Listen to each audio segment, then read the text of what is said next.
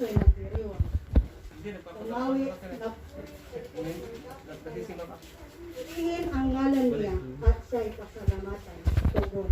Sa Panginoon dumulog upang papuri ang Diyos. Mabuti ang Panginoon. Pag-ibig niya'y walang hanggan. Siya'y Diyos na mabuti langit tapat kailanman. Tugon. Sa Panginoon dumulog upang papuri ang Diyos. Hallelujah. Hallelujah.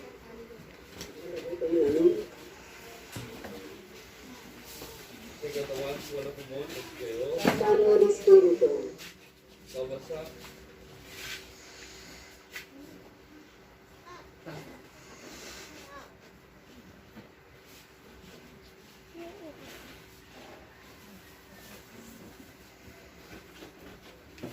Babasahin na ang masal ng Ebanghelyo noong kina San Lucas. Dalang ang sipang katawan. Noong panahon iyon, sinabi ng mga Pariseo at mga eskriba kay Jesus, ang mga alagad ni Juan ay malimit mag-ayuno at manalangin. Gayon din ang alagad ng mga Pariseo. Ngunit ang mga alagad mo ay patuloy ng pagkain at pag-inom. Sumagot si Jesus, pag-aayunihin ba ninyo ang mga panauhin sa kasalan, samantalang kasama pa nila ang lalaking ikinasal? Kapag wala nang ikinasal, saka pa lamang sila mag-aayuno. Sinabi rin niya sa kanila ang isang talinghaga, walang pumipiraso sa bagong damit upang itagpi sa luma. Kapag ginawa ito, masisirang bagong damit at ang tagping bago ay hindi babagay sa damit na luma. Wala ring babagay sa damit na luma, wala ring nagsisilid ng bagong alak sa lumang sisidlang balat. Kapag gayon ang ginawa, papuputukin ng bagong alak ang balat. Matatapon ang alak at masisira ang sisidlang.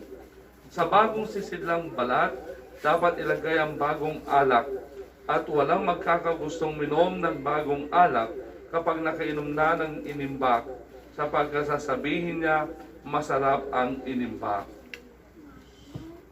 At ating tanagagikira sa kato'y Ebanghelyo na katawan. Dalang ang sipang Kristo. Kunyarong tayo mag-ano? Bakit tayo nagdiriwang ng birthday? Bakit tayo nagdiriwang ng birthday? Wala lang. Ha? Pasasalamat sa Diyos. Very good. Tayo nagpapasalamat sa Diyos sa biyaya ng buhay. Kasi hindi lahat ng tao nagkakaroon ng birthday. Hindi lahat ng tao inaabot ang, ilang taon na? 21. 17. Hindi lahat nagkakaroon ng inaabot ng 17. Pasalamat tayo, inabot natin yung edad nating ito. Pangalawa, bakit tayo nagdiriwang ng birthday? Pasalamat. Ano pa? Hindi nyo na alam.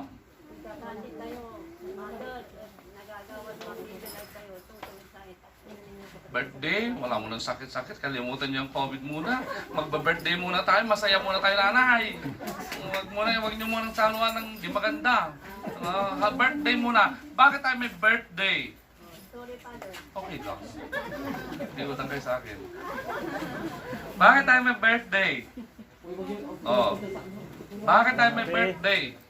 Mayroong pagkain. Joke lang. Bakit tayo may birthday? Okay. Pangalauna, magpapasalamat. Pangalawa, titignan po natin ang ating sarili. Titignan natin. Kung nung tayo ay bagong panganak, maliit pa lang ang iyong kamay, daliri, paa, lahat maliit. Tama.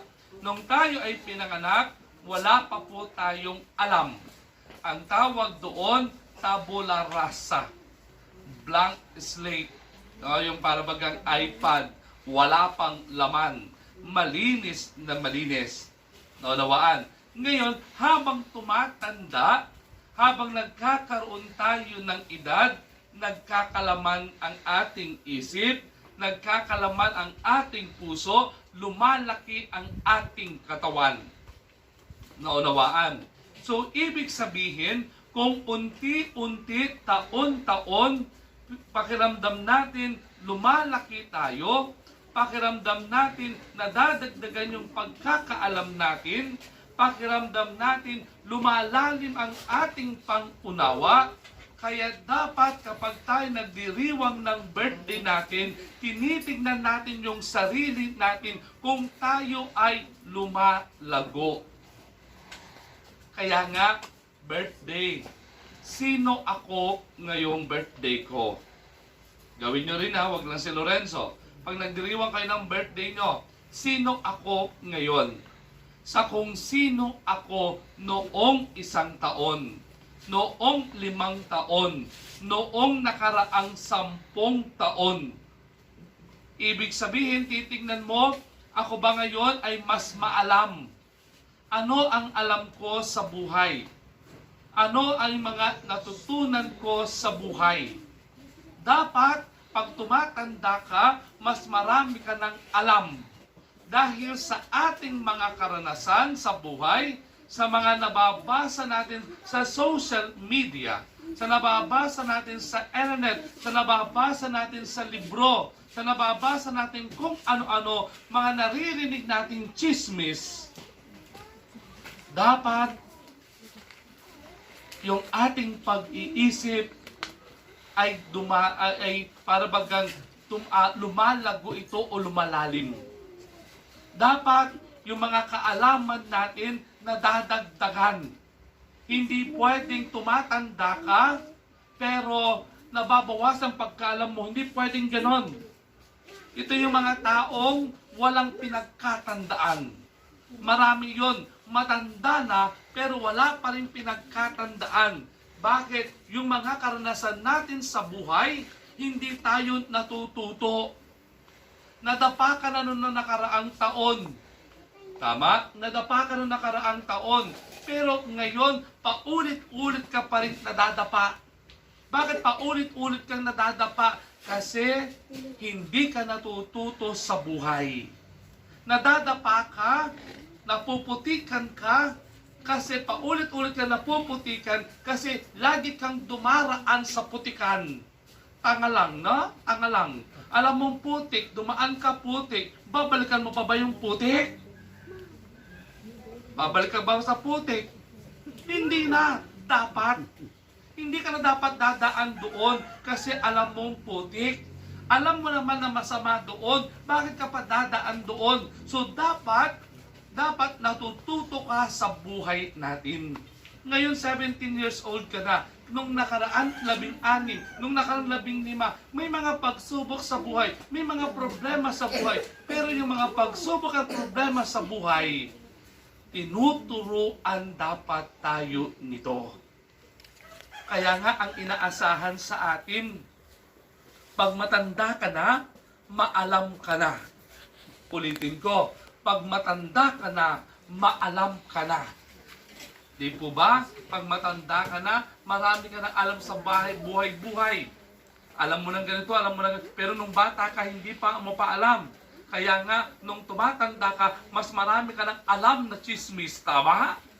Tama? Mas maalam ka na. Ay, alam ko na nangyari dyan. Nung nakarang taon, ganito yan. Pero dapat, yung kaalaman na iyon, dapat pinabagon tayo nito, tinuturuan tayo nito.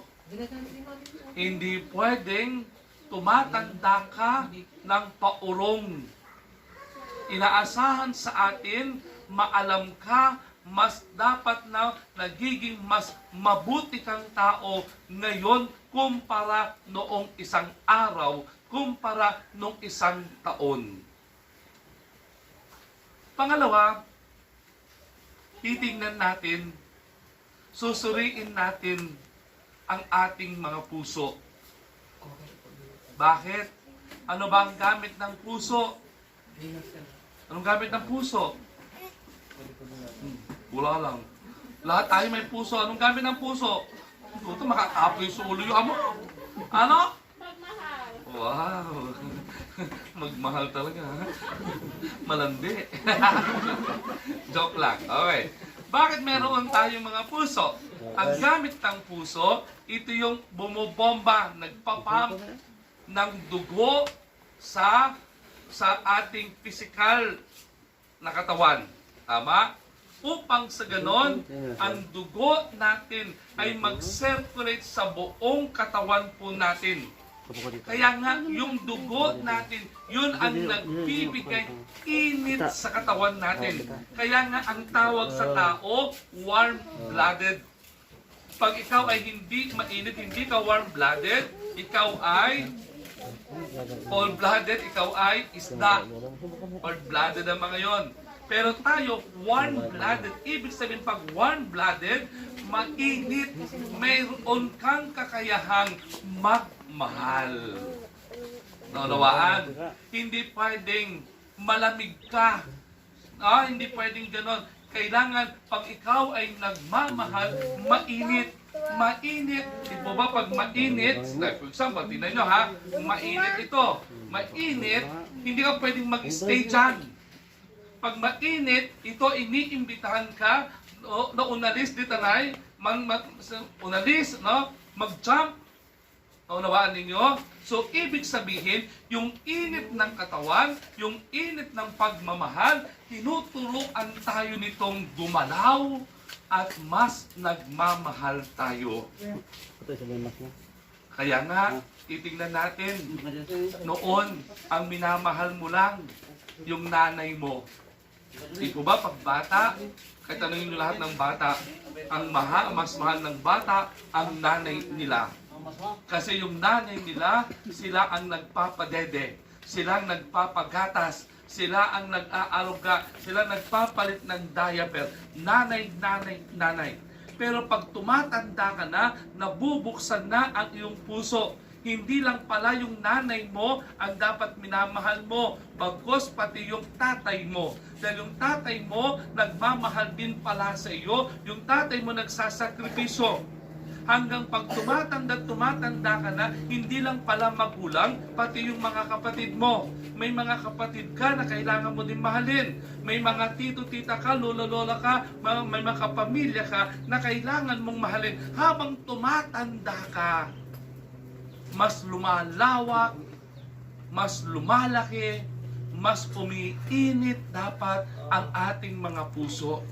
So, ibig sabihin, pag tumatanda ka, mas dapat nagmamahal ka na.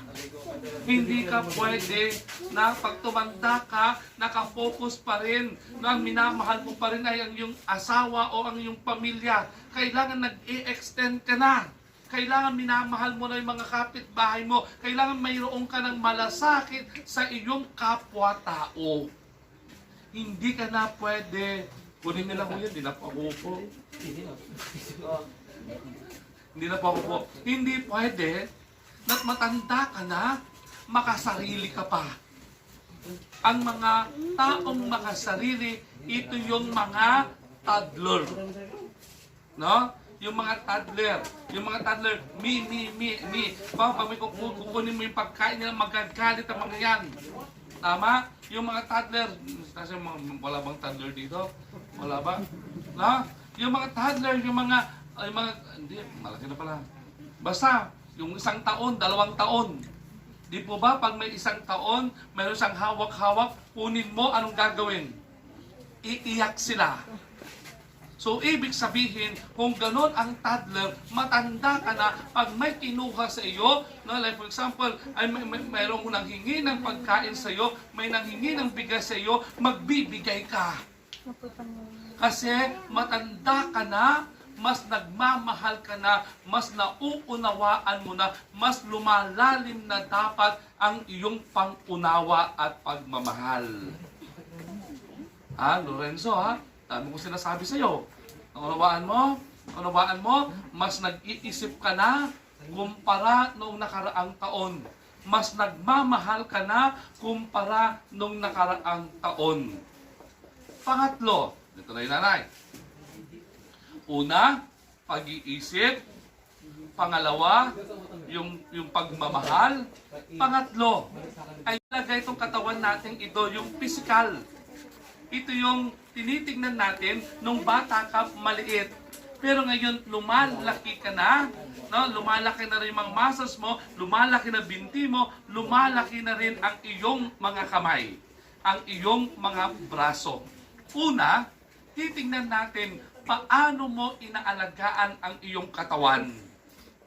Hindi pwede na kapag ka tumatanda ka, yung katawan mo, hindi mo na rin alam asikasuhin.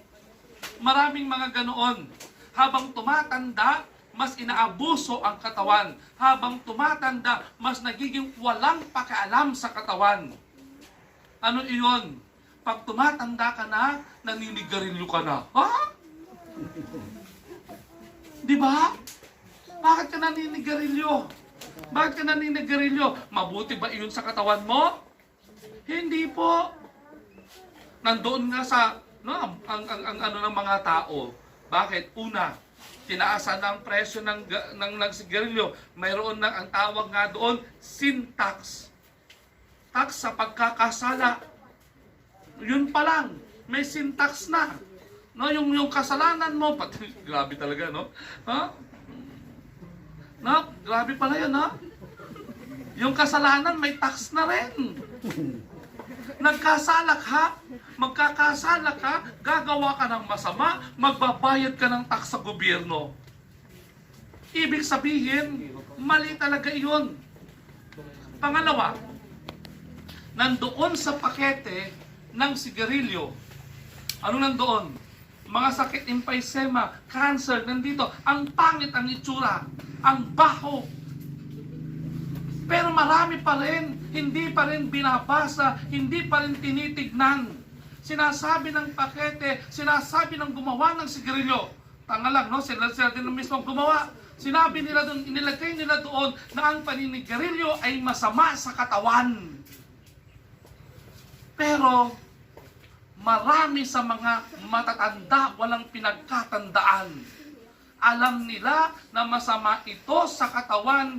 Alam nila na ito'y pang-aabuso sa katawan na bigay ng Diyos, pero pilit pa rin sinisira. Sabi ni San Pablo, ano sabi ni San Pablo? Ang sabi ni San Pablo, ang katawan po natin ay isang templo ng banal na espiritu. Ulitin ko, our body, in English ko pa, no? Englishin ko para maintindihan. Our body is the temple of the Holy Spirit. Ang ating katawan daw ay templo, simbahan, nandito ang banal na espiritu. Kaya lang, sinisira mo ang katawan mo. Lorenzo, pagka hindi mo nalagaan ang katawan mo, kasalanan yan sa Diyos. Ulitin ko, pagka hindi natin inalagaan ang ating katawan, kasalanan yan sa Diyos. Naunawaan? Bakit ka nagka-cancer sa lungs? Kasi yung tatay at na ito pa ha, bakit ka nagka-cancer sa lungs? Kasi naninigarilyo ako. Medyo okay yon. Pero ang mahirap, bakit ka nagka-cancer? Kasi yung tatay ko naninigarilyo. Tama? So, ibig sabihin, ikaw, hindi lang yung katawan mo ang hindi mo inalagaan, bagkos pati yung ibang tao, higit sa lahat, yung mahal mo sa buhay, sinisira mo rin. Hindi lang pala yung katawan mo ang sinisira mo, bagkos pati katawan ng iyong pamilya, ang iyong anak, ang iyong asawa ay sinisira mo din. Okay lang sana. Hindi pa rin okay. Ha? Hindi pa rin okay. Sirain mo yung katawan mo. Hindi mo inalagaan. Marami sa atin, yung mga hindi umaalis, yung mga hindi naliligo, ang init-init, nagkakasakit. Anong sabi? Maligo araw-araw. Yung mga iba, hindi naliligo, ang baho. Kasalanan nyo sa Diyos. Kasalanan nyo sa Diyos. May manang mo sa guwago, nulot-nulot kayo. Kasalanan nyo sa Diyos. Makinig, bakit? Hindi mo inalagaan. Kaya ka nga nagkakasakit. Bakit ka nagkakasakit? Hindi ka kasi naliligo madalas, hindi ka kasi naglilinis. Yung mga sakit na yun, yung mga yung mga nakukuha natin sa dumi. O di natin pinapahalagan yung kalinisan sa ating tahanan. Yung pang-aabuso, yun ay kasalanan din sa Diyos na hindi natin alam. Una, inaalagaan dapat natin ang ating katawan. Ginagawa natin malusog tayo. Oh, mayroon kang ganito. Huwag kang kumain ng ganito. Diabetes ka. Huwag kang kumain ng maraming rice. Huwag kang kumain ng maraming asukal. Ano sinasabi ng iba? Di bale, mayroong gamot naman. Ha? Oo, mayroong gamot. Pero hanggang kailan? Yung katawan mo, sirang-sira ng kidney mo. Ano pa yung mga iba? Mga kabatang. Lorenzo ha? Yung mga iba, kung makawalwal, wagas. Kung makawalwal, wagas. Parang wala nang bukas. Parang nauubusan ng alak. Parang ngayon lang may alak. Bukas wala na. Magwalwal na tayo ng magwalwal. Lorenzo ha? Pag uminom ka man, hindi. Pag uminom. Sabi ng tatay ko, ako'y nag-aaral ng kolehiyo. Huwag na huwag kang magbibiso, anak. Kasi kakapalan ng mukha, magbiso ka. Bakit do? Kasi hindi ka pa wala ka pang hanap buhay. Palamunin lang kita. Tapos magbibiso ka pa? Oo nga, tama naman. Hindi naman obligasyon ng magulang. Nandito ba tatay nito, nanay nito? Wala. Lorenzo, hindi obligasyon, responsibilidad ng magulang natin na ibigay yung pantustos natin sa bisyo. Hindi yun. Kakapalan na ng mukha yun. Pag nagbibisyo ka na wala kang hanap buhay, makinig kayo, kabataan, pag nagbibisyo kayo na wala kayong hanap buhay, makapalang mukha mo. Saan ka kukuha ng pambili mo ng sigarilyo? Hihingin mo sa magulang mo? Na maghapon, nagsasaka, ang init-init, tanga ka lang. Tarantado, no? Diba? Hindi mo ba alam, hirap na hirap maghanap buhay ang magulang mo. Eh kung yung asawa mo, pulis, hirap na hirap doon, nandoon, nag-checkpoint, naku-COVID na yung asawa mo. Tapos ikaw, maluho ka. Tapos ikaw, yung anak, anong ginagawa mo? Anong ginagawa? Winawaldads mo lang, isinusugal ng tatay mo yung kanyang buhay. Nasaan ang magulang mo? Nasaan sila? Alam mo, ang hirap. Yung sakripisyo ng magulang. Yung sakripisyo ng magulang. Yung sakripisyo ng magulang mo na hindi ka kasama. Hanggang kaligayahan ng magulang, makasama ang kanilang anak. Tama? Yun ang kaligayahan ng mga magulang. May nagsasakripisyo sila para mabigyan ka ng mabuting kinabukasan, magandang kinabukasan, maayos. Pero nawa sana, huwag natin sayangin yung pagkakataon na ibinibigay sa atin. Maraming mga bata, maraming mga estudyante, gusto mag-aral pero hindi makapag-aral dahil wala silang means. Pero sana yung pagkakataon na binibigay sa atin ng magulang natin, ayusin natin. Naunawaan, pag-aral ng mabuti. Biyernes, walay klase yun. Wadya kayo may pupunsya. Ano ba yan?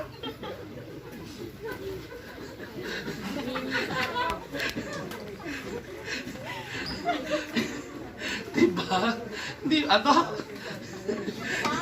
Ano? Ano?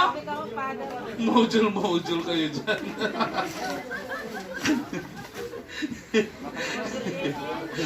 Antuya si Father kan daw. Di ba? Di ba Biyernes? Di ba? Busa na kung Sabado. Busa na kung Sabado, Linggo. Okay lang. Kung Lunes, malo Biyernes ngayon. Tapos, no? Kung una may punsya sa module mo. Makapabaing.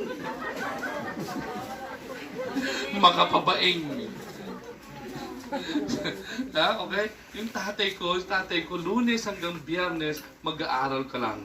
Linggo ng gabi, hindi ka na pwedeng manood ng TV. Manunod lang kami ng TV pag Biyernes ng gabi at Sabado ng gabi. Then the rest, wala ng TV. Bakit? Bilang estudyante, yun ang responsibilidad natin. Hindi mo namang responsibilidad na maghanap buhay. Ang responsibilidad natin ay kung anong meron tayo ngayon. Kung estudyante ka, mag-aral kang mabuti. Kung nanay ka, maging mabuti kang nanay at hindi chismosa, na? Yung mga ibang nanay, dalos-duslaya. Yung mga ibang nanay, anong tawag sa mga nanay? Anong tawag sa mga nanay? Ilaw ng tahanan. Yung mga ibang nanay, ilaw ng barangay. Nagiging street light, no? Umaga pa lang, gabi pa lang, nandoon sila sa labas. Nagkikipagchismisan, hindi po ganon. Nanay kayo ng tahanan. Naunawaan. Nalulungkot lang ako. Galing ako dito kagabi. May mga kabataan pa rin na nasa labas. May mga kabataan pa rin na nasa labas. Mga nanay, mas masahol kayo kaysa sa mga inahin. Bakit? Yung mga inahin, pagpatak ng dilim, anong ginagawa? Tinatawag yung mga sisiw. Tama? O gubundarame, may sisiw da. Sisiw to tawag sa aman. Hindi ko alam, matanda na kayo. Nakalon ala, ang totoo. Sisiw, tama? Pero marami sa mga nanay ngayon, walang pakailam sa mga anak. Kahit na gabi, wala yung anak, kahit madilim, wala lang pakialam. Kaya nga yung mga anak natin, mga babae, no, kulang labat, no, sa labat, nalukunan ng kabalig, nalukunan ng lara. Paano tayo, nanay, tate, adaan na punso anak na. Nakakalungkot. Lagi ako nagbibinyag. Diba? Linggo, Sabado, Wednesday. Pag nagbibinyag ako, pabata ng pabada. Minsan meron akong 16 years old tatay na, hindi alam magkawak ng bata. 16 years old, tinakpulang ko. Sumunod, nung nakaraan lang, ha, makinig. Ano ba ngayon? Biyernes. Wednesday, nagbinyag ako. Ilang taon yung tatay at nanay? 14. Duara sa takpul to. 14 yung babae. Bakit? Tinatanong ko, bakit? Kasi sila yung mga nasa labas sa gabi. Sila yung nasa labas sa gabi. Pagala-gala. Doon sa amin sa bayan, isang minor, ni-rape ang 2 minors.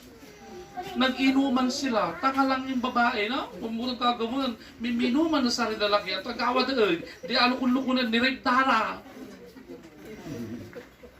Tapos ang tamang complain naman, kasura, bakit ka nakipag-inuman, tanga ka lang na? Alam mo naman yun, pag-inom ka na, di ba? Uun ka na, ang tadaman. Di ba nabukal, napabalang kayo, ha? Mga nanay, mga tatay, tingnan po natin, bilang nanay at tatay, maging responsable sana tayo. Mga anak, maging mabuting anak po sana tayo. Lahat tayo, pag nagdiriwang tayo ng birthday, suriin natin yung sarili natin.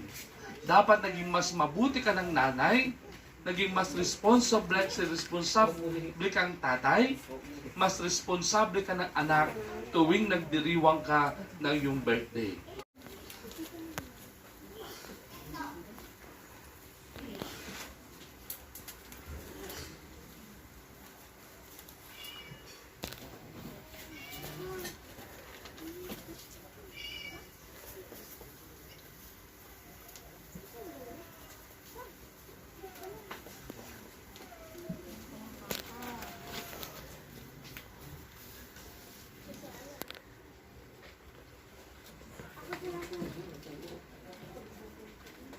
Nalagay tayo. Mandasal kayo gagi, tan sa ibagat ko, tan sa ibagat yo. So akong kamunang Diyos naman makapanyarin. Amen. Ako pang katawan sa bawat mga napit sa sarili mo. Ang rayo at ang daan ang naran ko. Hanggang ka na matutag-adi. Kaya tayo at nalapag-God. Katawan, dyan panamagli na sayan bagat, ilalaban mo't kasalanan sa kamunduan. Bangtay sasaklang niya, pakanudunutan at kinan San Gregorio, iyasing goto kami kumon, adandang gaana kilalaban. Iton mo pa, dyan panamagli ng Kriston katawan mi, aman bibinay tamanarid andulan ando. Sa katawan, so wala kumon, at si kayo, pinagiray po siyo. Bisalamat at katawan at Diyos tayo.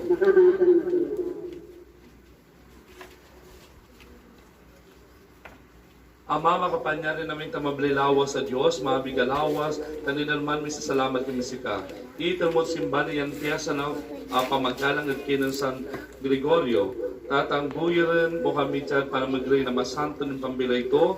Babangatan mo kami dyan para magray na yung pulong to. Taliyagan mo kami ang pangbat mo sa dasal to. Mikakasakit kami sa anghel tan sa santo, dyan ito ng pangakantara na panangidayo. Santo, Santo, Santong katawan, Diyos na saray ngayo, naknuray kawan tandali naglalang mo, kung saan ang naglalang mo may kawanan niya 5, tagay pag-uyo.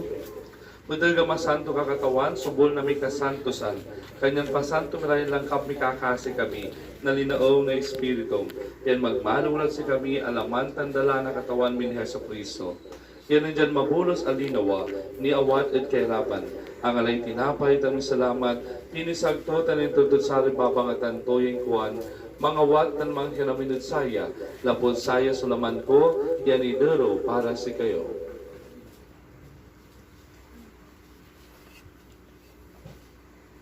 Untan mat kaya rin ang pandaman, ang alamat na kalis. Aki salamat lamot, intutut sa babangatan tuying kuwan, mga wat na ninumkin namin saya, lapod saya sukalis na dalak, na balot anandanggan si panan, yanibong para si kayutan para dakil, apamaan din saray kasalanan, gawayuya pakanunutan at siya.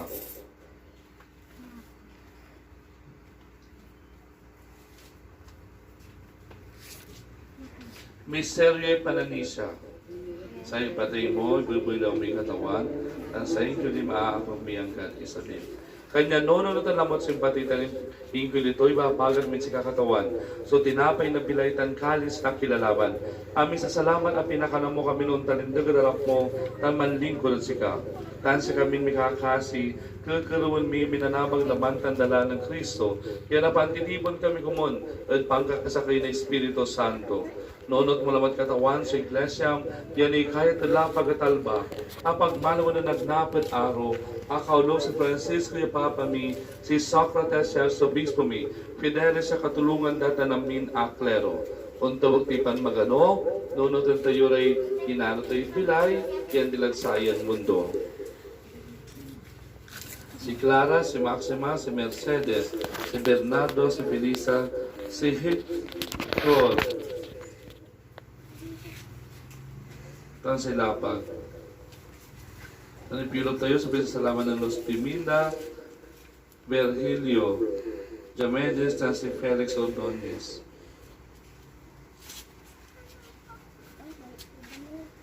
Nunod mamatira kagi minaugi padilalo Yuli, tanamin din natin panangasim. Tanawat mura diwaway lupam. Kasan mo kami namin kagaruan mi.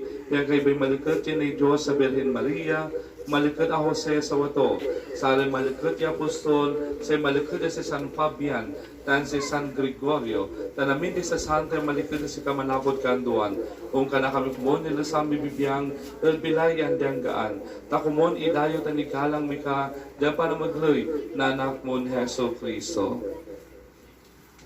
Diyan pa na magloy to, tang kauluto, tanang sigato, amin na dayo tan galang so kada si kamakapan namin ng Diyos Ama, at pagkakasakin ng Espiritu Santo, at amin day ando na kaanduan. Amen. Abilin naman ang ilaban ilang ganggan, taniwan-wan na madibinong bangat, si tatalagtay dasalin sa amami. Amami, wala kagtawan, nagalang sungaran mo, kung sabit sa kami ipanarayan mo, o narilinaw ang jagdali nulungan tawan. Sa ikanan mi nilagaw-agaw, itarmos kami na agaw-aya, kampaan din mo kami tulong nami, unong na panaman din mi sa kasalanan na si kami, tana mo kami ito rin ang hulog ito. Ilaban mo kami ng Diyos. Ilaban mo kami, pikakasi mi katawan, na dami kaugsan, mabagi ka pan mga na karunan at sari agumi, yan natulungan na pakayari na palangasim. Nilaban kami lawas at kasalanan, tanayag ka na dami gunigon, nilaban min Heso Kristo. Katawan ay sa Kristo ang ibagat sa apostol mo, kada nititilap po sa kayo kalanang ko italpot sa kayo.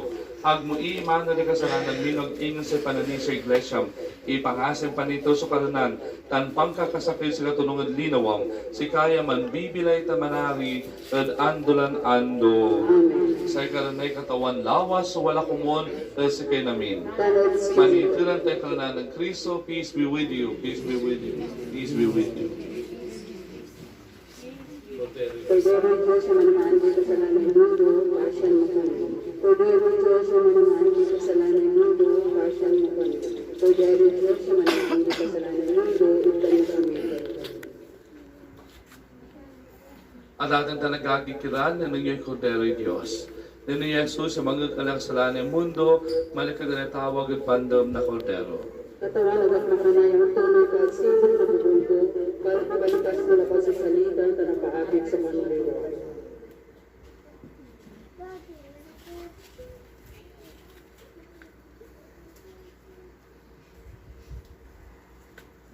Manirong kayo? Lumang komunyon itayo, may gamit din tayo, may 5, may kawigi, walat tapo na kawanan. No kapangidal ko may ostya, may kawanan, sa kati gamit din tayong pangala. Asampalan tayo, lakay diking, di man nyo kanan, ag yususumpat at irungan nyo. Asampalan nyo ng komunyon, pagkat irungan, mandiin tayo, mansalita sa Diyos, undangal tayo. Talusan nyo. Okay? Nani, baga namin body of Christ jay, amen kanyo lang, at kila masasalita nani. Awa? Kapenun talaga mansalita, ang takoy na kinay laway ko, baka COVID ko. O kaya si kayo, no, amin kanyo, kung yung sulaway yo, nalisan nyo na COVID, manalisan tayo. Kata andi awa. So, andi lamang. Talusan nyo. Baka na body of Christ, amin kanyo lang. Okay? The body of Christ. Amen.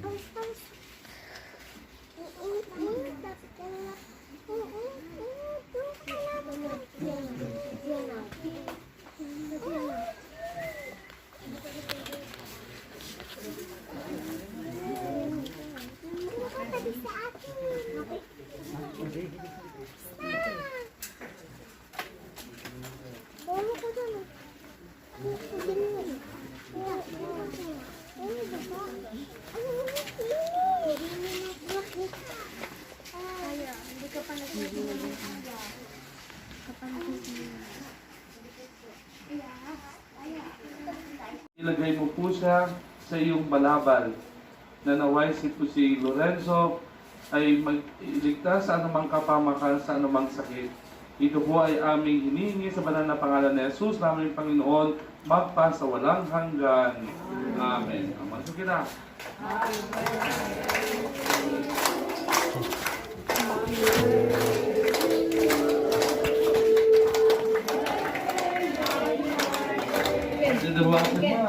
Happy birthday!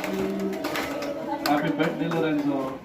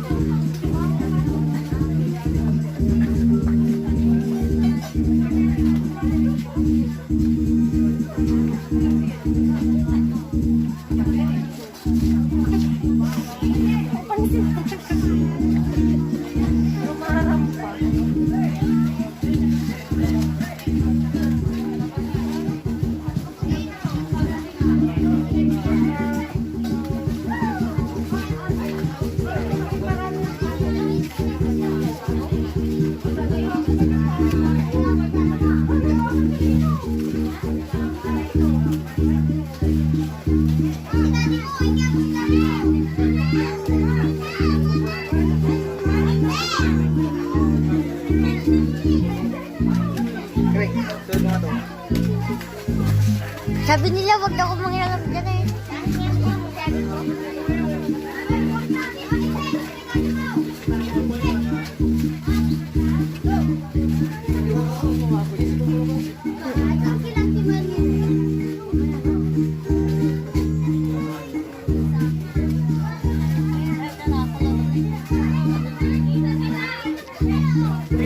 May plastic pa. May plastic. May plastic na pa eh. Wala to. Plastic. Wala, plastic na. Plastic. Wala, plastic. Plastic ano na ba tira eh? Huwag dyan eh.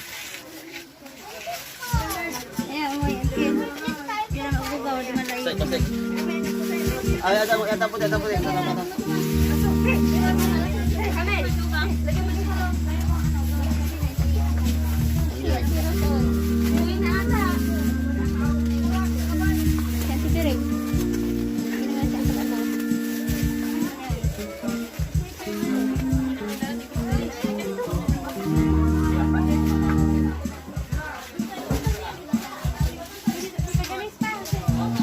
So,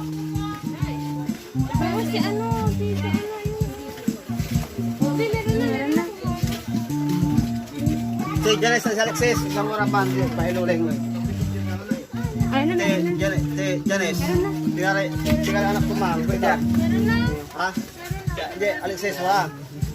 Baka laway, bae. Ha? Anak, biar kayo mang. Ha? So, basta. At, Kuyang, thank you. Nani? Si mama niya yan. ka-video lang.